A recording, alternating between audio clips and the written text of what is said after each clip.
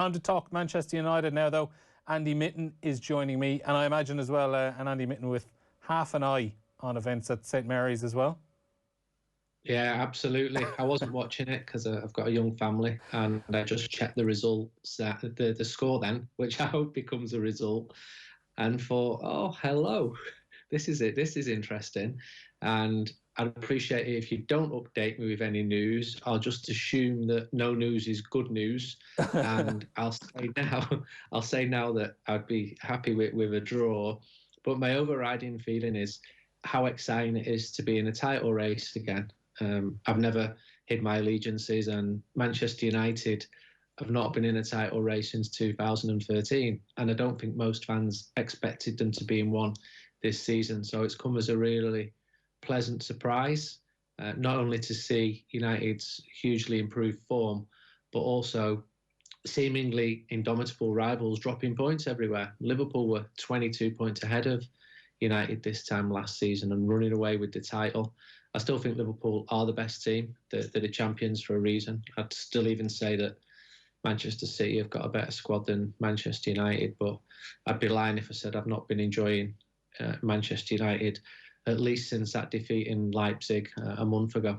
Yeah, it was funny. I remember you were on OTB AM the day after that defeat in Leipzig, and talk about doom and gloom. No offence, but it was a tough listen that morning, and it's something we've been speaking about with Mark Lawrenson earlier on and Pat Nevin just now. This season in particular, the narrative is just changing every fortnight, it seems. Teams are going from crisis to flying and flying from flying to crisis in the space of 2-3 games. Yeah, I mean, I think that was a bad result, and it was a terrible opening 15 minutes for Manchester United. And if that game was played again today, I'd probably feel exactly the same. Going out of the Champions League is a disappointment for your team, especially when they'd started that group stage so well by winning in Paris and putting 5 past RB Leipzig. But I think the highs can be exaggerated if you want to check the mood, and the lows also. I've never felt the need to push for the case for the manager to be sacked, like many people who you see. I've always maintained and written that he's doing a good job. He's made mistakes, and at times he's right to be challenged for those mistakes, and he's got his own views on some of those mistakes. Keeping Fred on when he was to get red carded against PSG was a mistake, but he's got his own reasons for keeping Fred on the pitch. But by and large, he's doing a good job, and I think that's backed up with statistics. Manchester United are improving. The football is much better than we've seen in recent seasons, and a lot of United fans just wanted that. The football was really boring towards the end of Louis van Gaal's time, towards the end of Jose Mourinho's time. Never really got going under David Moyes, but I think it's been exciting this year. It's been a roller coaster. I think it's a nail biter when Manchester United go behind all the time in away games, but football's supposed to entertain it, and it is really exciting. There's so many positives. I don't think we're yet looking at a vintage team of title winners, but it's an improving team. It's a young team, and it's exciting watching them come together and to be part of a genuine title race, which I think United are at this moment. I might just park what's kind of happened on the pitch over the last few weeks for a moment and just go in with the news of today. Darren Fletcher joining up with Ole Gunnar Solskjaer's coaching team, been involved with the under-16s at United since October, now joining the first team staff full-time. Is this something that had been in the offing for a while? Well, I spoke to him on Thursday for 20 minutes and about a piece which I'm putting out tomorrow. And he's a really good talker, Darren. Really, really good. And he'd been refusing a lot of media work because he's been coaching, and I knew he'd been at Old Trafford, but I wasn't ringing him to ask what he was doing. I was asking him for his thoughts on a Manchester Derby game 10 years ago, which he played in and had a really good game in. And he was generous with his time. And then I just got another text message apologising that he wasn't able to tell me with his newfound position. That's fine. I mean, I'm a journalist. I wouldn't have written it if he told me in confidence. But again, my overriding feeling is a positive one, because I think he will bring a big skill set to Manchester United's coaching staff. I value his judgment on football matches. He's been a football addict for as long as I've known him. I can remember him speaking to him 10, 15 years ago and him asking me detailed questions about Spanish football.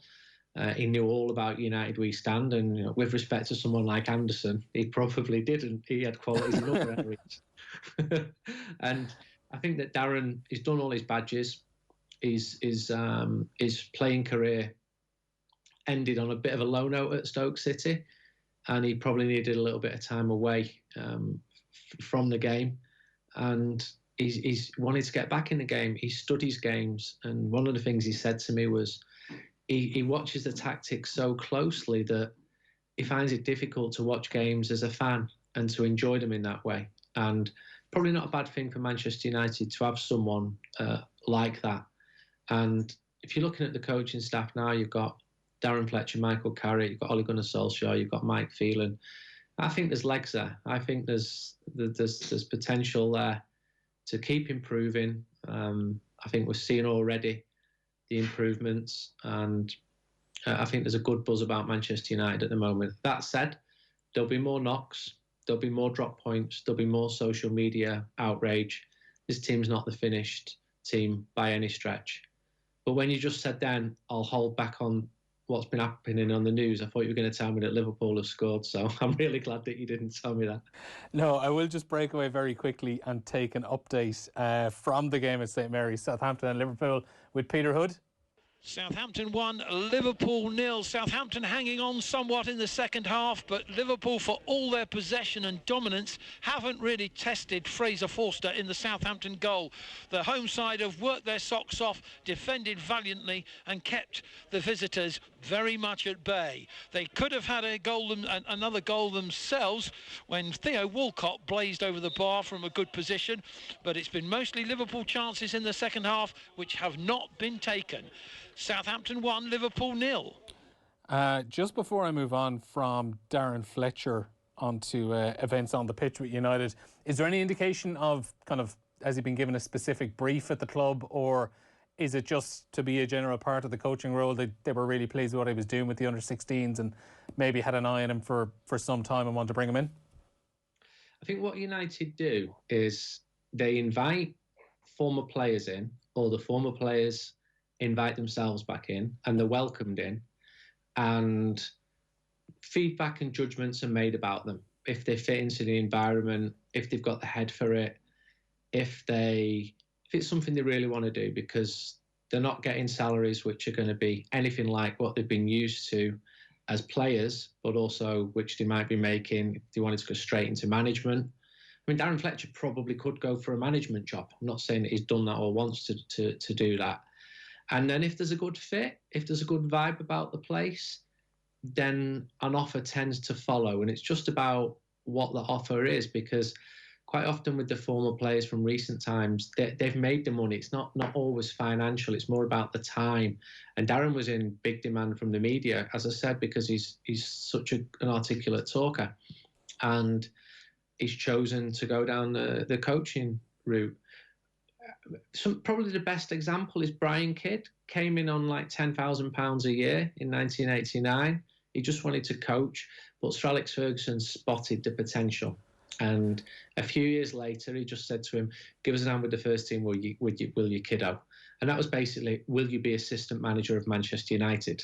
And I quite like the way that works. It's almost like that boot room mentality that worked so well at Liverpool and worked under Sir Alex Ferguson. And if someone's good, the cream rises pretty quickly to the top. I'm not saying Darren Fletcher's going to be Manchester United manager, but by next week. But talent is encouraged, and if he's good, people will notice that, and he will be brought into the fold. The bottom line at Manchester United is they want the first team to be winning matches and playing decent football. So I don't know exactly what his skill set is. I've talked about his tactical ability and his attention to detail in following tactics. He might be great at spotting players. I just don't know. But if he's in the environment every day where he's being judged, then he'll be given chances. And that's what's happened with Neil Ryan, who's now the coach of the 18s. He came in as a part-time coach, working for free, worked his way right up. Or Neil Wood, the current coach of the under-23s, a really impressive young man who was at United as a kid. He's a Stretford lad from close to Old Trafford, and he's good, and that's why he's become the manager of United's under-23s, because if he wasn't good, he'd be found out very quickly. And then going back to what's happened on the pitch over the last while, 5 wins from 6, level on points with Liverpool going into this game this evening, and potentially now, if things stay the same for the next 4 minutes plus injury time, would have a game in hand over them as well. What has happened on the pitch for United over the last few weeks in comparison to when we spoke, when we had you on the show, we'll say, for example, after the Leipzig game? Yeah, isn't life wonderful? Isn't football wonderful? Isn't it bringing joy to Manchester United fans and probably tension to Liverpool fans at the moment? I never believed that the problems were as bad as some people made out. I know for a fact United had no intention whatsoever of sacking Ole Gunnar Solskjaer. And I had editors saying to me, because I work for a few people, is he going to lose his job at the weekend? And I was saying, no. Yeah, but everyone's saying this. And I'd say, who's everyone? Because I'm speaking to people who would tell me, well, that's what people are saying. And I'd say, well, which people? Because my sources are good sources, and I've not been told by anyone, not even the slightest hint, that Ollie's going to lose his job. And that became particularly fierce after the defeat in Istanbul. And then United played well and got the win at Everton, and things have been pretty good apart from that Leipzig result ever since. There'll be more bumps along the way. You can see the way Manchester United are playing games that they have got lucky. They've had a few late winners, but maybe they're creating their own luck. The team spirit's really good. I was at Everton 10 days ago, 2 weeks ago, and I was doing it for TV, so I was sat pitch side in an empty stadium, and you could hear everything. And they scored the goal right in front of me, like 5 meters in front of me, and you could see them all huddle and score, and there was just a massive buzz there. You can see it, and I've got enough people telling me their version of what's going on from inside the club, and if the mood was bad and if things were bad, I'd relay that to you, but that's not what I'm getting told. Of course the wins help everything. It's the perfect medicine for any football team, for any football club, but there's a lot of talent at Manchester United, and they were underperforming. It's all right, people seeing United as an underdog. They still had one of the highest wage bills in world football. There's a lot of top players there. And it's good that the manager's now getting a tune out of them and they're winning matches. But even now, I don't think most United fans expect them to win the league. But it's really nice to be in a title race. There's been lots of changes behind the scenes. The youth system's much better. And there's lots of reasons for optimism. Finally then, before I leave you go, we are running out of time. But something you kind of hinted on there, the fact that nobody expects them to win the title, it's great to see them in a title race. Does the fact that they are, if there was a three-way breakaway between themselves, Liverpool and Manchester City as the season goes on, does that underdogs tag just help them out a little bit? The expectation isn't there, it's all just part of the ride. Yeah, absolutely, but I do think they need to show something, and I wrote a piece today about this. A trophy would be really important, even if it's the League Cup. It'd boost Ollie's standing by 10% in my imaginary ratings, but I try and have a feel for what people are saying. Or the FA Cup, which is well regarded at Old Trafford and by United fans, and a day out at Wembley, hopefully with fans, or a Europa League final. These would all be really welcomed. And I spoke to René Moulenstein at the weekend, and he said that Sir Alex always said, take every cup seriously, because the emotion of winning the cup has got so many positives. And I would agree with that. And if they're not going to win the league, which they're not favourites to win the league, then success in one of the cups and getting to a final, it's all progress.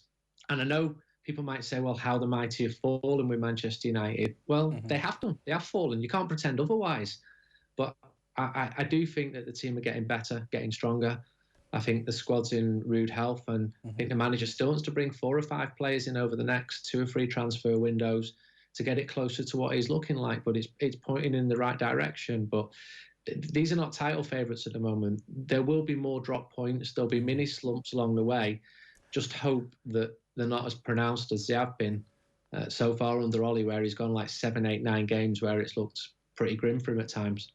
Yeah, fingers crossed anyway for Manchester United. Andy Mitten of United We Stand, thanks a million for joining us, and a very happy New Year to you. Thank you.